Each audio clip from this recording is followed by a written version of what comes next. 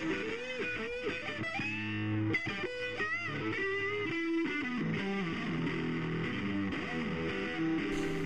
guys, welcome to another food and craft beer review or what have you. I know my shirt's a little wrinkled, but that's not a problem. Today we're going to be cooking something really cheap, really easy to make, the authentic Philly steak and cheese. Now I'm going to put a link for all the people that tell me I'm wrong on the bottom of this, underneath the video or whatever. And I'm going to show you that the original Philly cheesesteak isn't made with provolone, and it's not even made with real steak. It's made with cheap frozen steakums, or the Philly steak. I'm going to use the Philly steak version. It's made with mayonnaise and Cheez Whiz. That, ladies and gentlemen, is a fact. Now, people have brushed up on this and, made it better with, real steak bits and provolone. But the real key to an authentic Philly steak made this way is the bread. You're going to want to have some good bread. Bad bread is really not going to taste that good. And for those who've never had it this way, it doesn't sound that great, but believe me, it's awesome. I'm going to show you exactly how to make it, how to prep it, so stay tuned. First thing you want to do is you get your plate, go ahead and get your mayonnaise out. And you want to mayonnaise both sides of the bread. Now, I never said this was the most healthy thing, so eat at your own risk, I guess. Maybe consult your doctor if you have heart or cholesterol problems. So, you gotta mayonnaise at both sides. I do this before I even start cooking the steakums or whatever. It really, I don't know, you just gotta let this mayonnaise kind of bond with the bread. They gotta get to know each other a little bit. Mayonnaise goes on first. Then what you want to do is you want to take the steakums. Now, if you're going to make it, if you really want to do it right, don't cook them like this. Break them up into bits. I try to do it about, that would be ideal in my opinion. But they're not always going to come out like that. Now you got to remember, a lot of times it looks like, oh man, there's so much there, and et cetera, but these shrink so much that, just kind of want to do. I guess for the box that says it makes 7 sandwiches, for bun size like I have, you could squeeze 2 decent sandwiches out of that. That's the truth. Then what you want to do is you want to light your stove and set it to medium high. Push all this around. And if I don't feel this is going to be enough, I'll throw another packet of that stuff in there. There's always time for that. Then what you want to do is once your pan gets hot, these will start cooking really fast because, these are, paper thin. So they cook real quick. Bottom ones, you can already see it's starting to steam a little bit. That means, part of the bottom's probably already cooked. So they're going to cook. They're going to cook really fast. And it's going to shrink like you wouldn't even believe. Anyone who's never made these before, I don't recommend eating them all the time. But this stuff's going to shrink. And through the miracle of time, this is just about done. And you can see how much grease is in the bottom of that pan. I actually went ahead and added some more pieces to this. Finish off the rest of that packet. Just have some left over for later.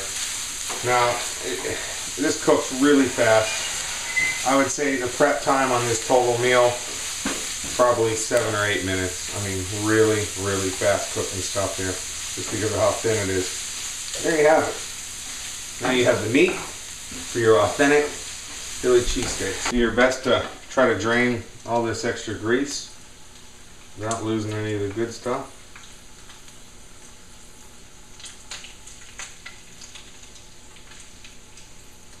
And that's going to be a while. There we go. Alright. What you want to do is throw some of this stuff onto the old bun. Good bread is key. Remember that. Don't cheap out and get the cheap bread. You're going to regret it. That much I promise. Gotta get good bread. Plus, as greasy as this stuff is, the bread really has to be good to be able to handle all the grease. This stuff's kicking off. Yeah, load it up. Don't be afraid. Don't be afraid to load this up. I don't even think this will make it full. Another sandwich, as beastly as I made this thing.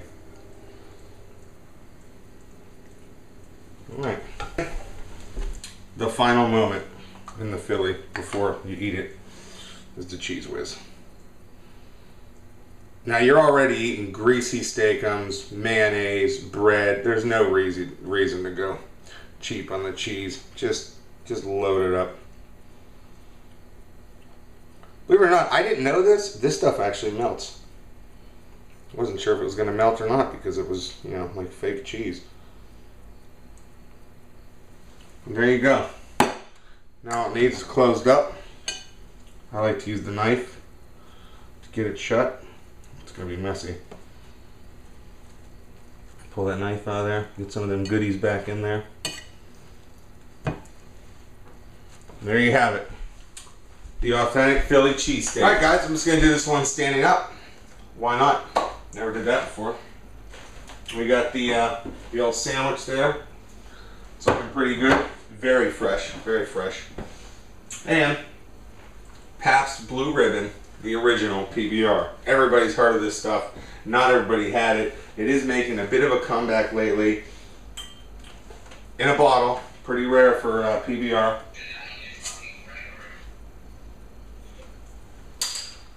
Get a crack there. PBR actually is really cool caps because, as you can see, they have cards and suits. So king of clubs right there. Pretty sweet.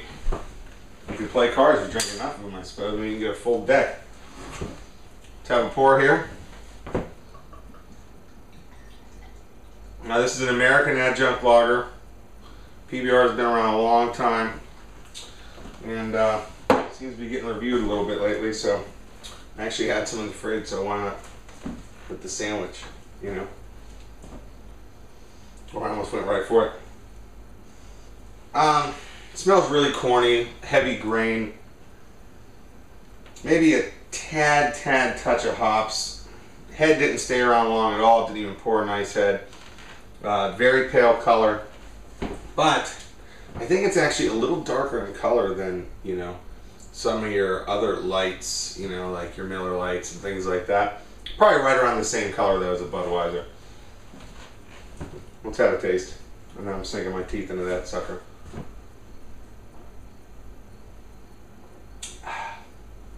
You know, it's not bad. There's actually nothing bad about it. It's very light. It's very adjunct lager style. But I'm going to say, after the first couple sips anyways, that I think that's probably better than Budweiser.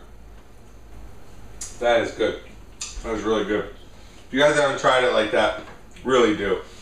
I mean, I understand that when you make it with real steak and provolone and mushrooms and onions, that's also very good too, but there's something about it made that style that's pretty kick-ass.